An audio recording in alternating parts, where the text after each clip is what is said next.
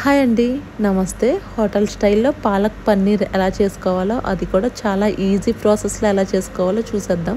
Bachelors కూడా చాలా ఈజీగా చేసుకోవచ్చు, అంత సింపుల్గా ఉంటుంది రెసిపీ. చూసే ముందు ఇంకా మీరు మన ఛానల్ని సబ్స్క్రైబ్ చేసుకోకపోతే సబ్స్క్రైబ్ చేసుకోండి, లైక్ చేయండి. ఇంకా ఆలస్యం చేయకుండా రెసిపీలోకి వెళ్ళిపోదాం. ఇందులో నుండి ఎలాంటి పోషకాలు పోకుండా ఈజీ ప్రాసెస్లో చేసుకుందాం. ముందుగా కడాయి పెట్టుకొని అందులో 1 టేబుల్ స్పూన్ ఆయిల్ వేసుకొని, ఆయిల్ కడాయి అంతా స్ప్రెడ్ చేసుకొని ముందుగానే శుభ్రం చేసుకున్న పాలకూరని ఇందులో వేసుకోవాలి. నార్మల్గా అయితే పాలకూరని ఉడకపెట్టుకొని చేస్తారు. ఉడకపెట్టి చేయడం వల్ల అందులో ఉన్న పోషక విలువలన్నీ పోతాయి. అందుకు మనం ఆయిల్లో పాలకూరని ఫ్రై చేసుకుంటే ఇందులో ఉన్న పోషకాలు అలానే ఉంటాయి. ఎక్కువసేపు ఫ్రై చేయవసరం లేదు. పాలకూర ఇందులో వేసి మూత పెట్టుకొని ఒక 5 మినిట్స్ వదిలేస్తే పాలకూర మంచిగా మగ్గిపోతుంది. ఆకుకూర వండుకునే ముందు 15 నిమిషాలు ఉప్పు నీటిలో నానబెడితే దానిపైన ఉన్న పెస్టిసైడ్స్ కానీ పురుగులు కానీ పోతాయి.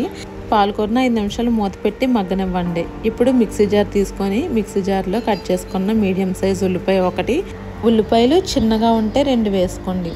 తర్వాత మీడియం సైజు టమాటా 1, టమాటో కూడా చిన్నగా ఉంటే 2 వేసుకోండి.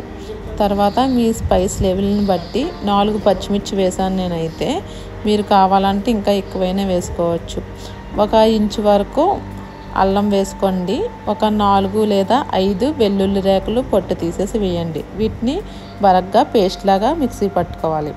ఇప్పుడు పాలకూర మెత్తగా మగ్గిపోయింది కదా, ఈ పాలకూరని తీసుకొని చల్లగా అయ్యాక పాలకూరని కూడా మిక్సీలో వేసుకొని ప్యూరీలా చేసుకోవాలి.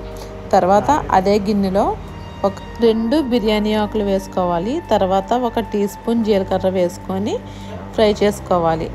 ఆయిల్తో పాటు నెయ్యి కూడా వేసుకుంటే కర్రీ టేస్ట్ చాలా బాగుంటుంది. ఒకవేళ నెయ్యి తిన్న వాళ్ళు ఉంటే కంప్లీట్గా ఆయిల్ తోటే చేసుకోవచ్చు. నేను ఆయిల్ వేసే ముందు నెయ్యి వేయడం మర్చిపోయాను. ఇప్పుడు నెయ్యి వేసాను. నెయ్యి వేసాక నెయ్యి కూడా వేడయ్యాక ముందుగానే మనం పేస్ట్ చేసి పెట్టుకున్నాం కదా, ఆ పేస్ట్ని ఇందులోకి వేసేసుకొని మొత్తం అంతా కలిసేలాగా మంచిగా కలుపుకోవాలి. ఈ విధంగా ఆయిల్ సపరేట్ అవుతున్నప్పుడు ఇందులో 1 టీ స్పూన్ వరకు పసుపు వేసుకొని అంతా కలిసేలాగా మళ్ళీ ఒకసారి బాగా కలుపుకోవాలి. ముందుగానే పాలకూర చల్లారాక ఇలాగా ప్యూరీలాగా చేసుకొని తర్వాత ఉల్లిపాయలు పేస్ట్ అయ్యాక అందులో వేసుకొని అంతా కలిసేలాగా బాగా కలుపుకోవాలి. పాలకూర వేసాక అడుగంటకుండా కొంచెం వాటర్ వేసుకొని బాగా అంతా కలిసేలాగా కలుపుకోవాలి. వీడియోలో చూపిస్తున్న ఈ విధంగా కలిపేసుకున్నాక 1-2 నిమిషాల పాటు మగ్గనివ్వాలి మూత పెట్టుకొని. తర్వాత మూత తీసుకొని అందులో 1/2 టీ స్పూన్ గరం మసాలా, 2 టీ స్పూన్ల ధనియాల పొడి, 1 టీ స్పూన్ కారం. ముందుగానే పచ్చిమిర్చి వేసుకొని గ్రైండ్ చేసుకున్నాం కదా, కారం చూసుకొని వేయండి. తర్వాత రుచికి తగ్గ ఉప్పు వేసుకొని ఈ మసాలాలన్నీ బాగా కలిసేలాగా కలుపుకోవాలి. ఇప్పుడు గ్రేవీ కన్సిస్టెన్సీకి తగ్గట్టుగా వాటర్ వేసుకోండి. వాటర్ 1.5 కప్పు వేసుకుంటే పర్ఫెక్ట్గా వస్తుంది. ఈ విధంగా కన్సిస్టెన్సీ రావాలి. 2 నిమిషాల పాటు మూత పెట్టుకొని మగ్గనిచ్చాక తర్వాత మూత తీసి ముందుగానే కట్ చేసి పెట్టుకున్న పన్నీర్ ముక్కలు కూడా ఇందులో వేసుకోవాలి. పన్నీరు నెయ్యిలో కూడా ఫ్రై చేసుకొని వేసుకోవచ్చు. అలా ఫ్రై చేసుకొని వేసుకున్నా చాలా బాగుంటుంది. నేనైతే డైరెక్ట్గా పన్నీర్ ముక్కలు వేస్తాను, చాలా బాగుంటుంది.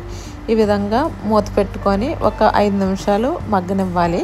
చివరిలో 1/2 టీ స్పూన్ వరకు షుగర్ వేసుకుంటే అందులో స్పైసెస్ అన్నీ బ్యాలెన్స్ అవుతాయి, టేస్ట్ కూడా చాలా బాగుంటుంది. ఇంకా చివరిలో స్టవ్ ఆఫ్ చేసే ముందు 1 టేబుల్ స్పూన్ కస్తూరి మేతి వేయండి. ఈ కస్తూరి మేతి వల్ల చాలా బాగుంటుంది ఫ్లేవర్. ఒకవేళ మీ దగ్గర లేకపోతే స్కిప్ చేసేయచ్చు, ఏం పర్వాలేదు.